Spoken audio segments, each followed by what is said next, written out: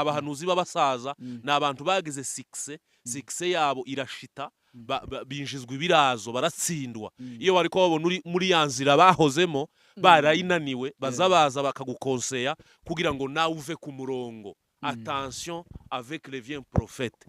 Abagabo benshi, abagore benshi, abakobwa benshi bananiwe ibyabo, bavuye mu murongo, bava mu muhamagaro, bava mu bihe byabo byiza kubera guha amatwi les vieux prophètes. Les vieux prophètes barashobora kuba za social media zitobwe. Iyo uri kureba ibiganiro by'abantu bananiwe, ugasanga wowe wicara ureba ibiganiro by'abagore bananiranywe n'abagabo, ureba ibiganiro by'abagabo bananiranywe n'abagore, ureba iby'abantu habico bita contagion.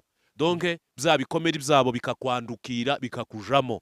Donc il ne faut pas aho kureba umugabo n'umugore bananiranwa ibiganiro ariko batanga, woja ku kiganiro c'umugabo n'umugore ubabanye neza ukabigiraho. Alors les vieux prophètes ni abantu baza bigira inararibonye, soit bari bafite amatitire yakahise ariko